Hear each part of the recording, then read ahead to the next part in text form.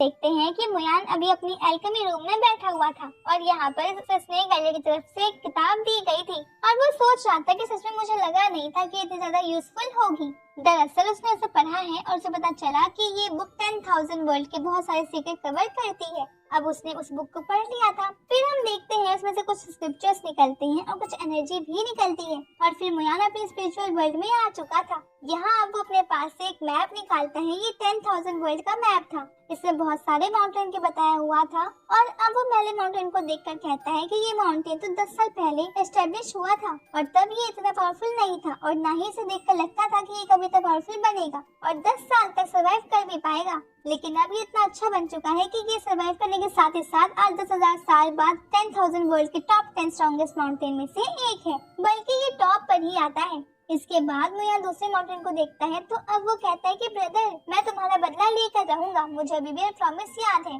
वैसे भी वो शायद यू शियाओ की बात कर रहा था। साथ ही अब वो तीसरे माउंटेन को देखता है और फिर उसे याओ और यूनर की याद आती है। अब वो सोचता है कि काश वो बिल्कुल ठीक हो, अभी मुझे यहाँ भी और टाइम लगने वाला है, लेकिन मुझे जल्द से जल्द उन्हें बचाने के बारे में भी सोचना चाहिए। पर साथ ही अभी वो ये जानता था कि उन दोनों को बचाना इतना आसान नहीं होगा और साथ ही अभी उसने जिन जिन माउंटेन को देखा उनसे भी पंगा लेना मुश्किल है, क्योंकि वो सभी 10,000 वर्ल्ड की टॉप पावर्स मानी जाती है। मगर अभी उसके पास ये सब सोचने के लिए टाइम नहीं है, क्योंकि अभी उसे अपनी अगली पिल पर काम करना था।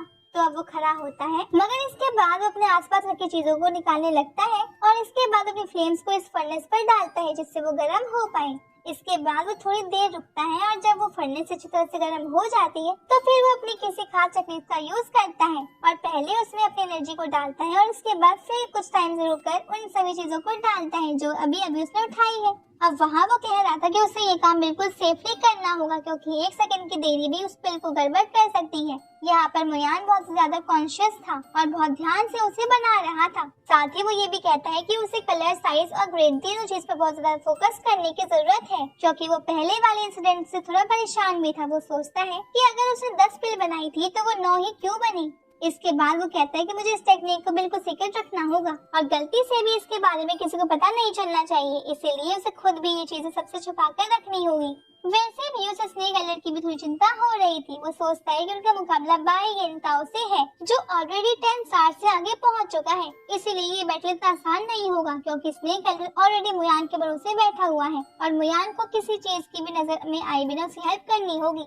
इसके बाद हम देखते हैं कि वो फर्नेस अचानक से रिएक्ट करने लगती है, क्योंकि अब वो पिल बनकर रेडी हो गई थी। अब मुयान इस चीज से खुश था। तभी हम देखते हैं कि वो पिल एक साथ अपने आसपास के सभी एनर्जी को ऑब्जर्व कर अपनी एनर्जी रिलीज कर रही थी। लेकिन अभी मुयान ने जितना सोचा था ये पिल बिल्कुल उसी तरह परफेक्ट बनी है। वो कलर में भी बहुत परफेक्ट है और ग्रेड में उसका बहुत हाई लग रहा है। अब मुयान कहता है कि सच में टेक्निक बहुत काम की है, ये हमेशा वर्क करती है।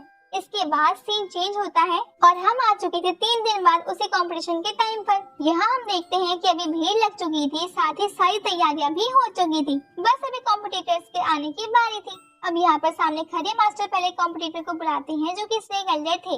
यहाँ हम देखते हैं कि स्नेक एलियर अकेले नहीं बल्कि मुयान के साथ आ रहे थे, क्योंकि मुयान ही उनकी हेल्प करेगा, इसलिए उन्हें उसे अपने बिल्कुल पास रखना होगा।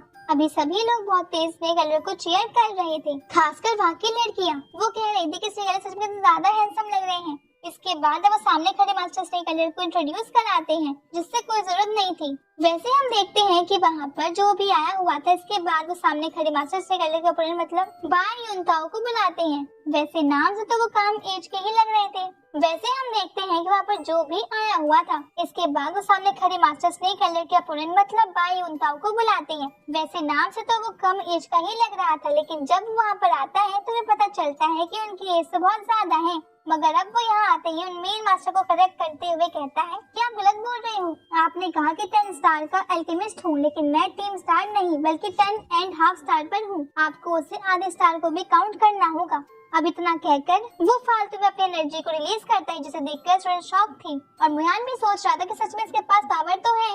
अब इसके बाद अब मेरे मास्टर कहते हैं कि तुम लोगों को ज्यादा प्रेशर लेने की जरूरत नहीं है, ये सिर्फ एक फ्रेंडली बैटल होने वाला है। इस पर बाई उनताओ कहता है कि मुझे तो पता है और वैसे भी मैं प्रेशर नहीं लेता, क्योंकि ये आजकल के अल्केमिस्ट मुझे क्या हराएंगे। मगर अब इस एल्डर को गुस्सा आ रहा था। अब वो कहता है अगर मैं हारा तो मैं फिर इस जगह पर कभी नहीं दिखूंगा और साथ ही मेरी पोजीशन भी तुमको दे दी जाएगी। इसके बाद बाई उनताओ कहता है कि ये तो बहुत अच्छी बात है, लेकिन तुम्हें ये सब कहना नहीं चाहिए था। चलो ठीक है, अब हम पिल बनाते हैं पर ध्यान देते हैं। और उसके बाद वो बताता है कि वो 10th ग्रेड के एलेक्सर के साथ साथ एक दूसरी पिल भी बनाएगा। और यहाँ पर स्नेक एल्डर भी कहता है कि वो भी 10th ग्रेड के एलेक्सर के साथ साथ एक दूसरी पिल भी बनाएगा। पर अभी वो दोनों ही अलग अलग पिल बनाने की बात कर रहे थे। अभी हम देखते हैं कि बाओ यंताओ अपनी सारी चीजें निकाल लेता है जो कि वो पिल बनाने के लिए लाया था, और यहाँ स्नेक एल्डर भी वो सारी चीजें निकाल लेता है। मगर वो पहले मुयान से कंफर्म करता है। इसमें मुयान कहता है कि हाँ ये बिल्कुल परफेक्ट है, वैसे चिंता मत करिए, हम जीत जाएंगे। लेकिन अब इसके बाद ये पार्ट भी खत्म हो जाता है।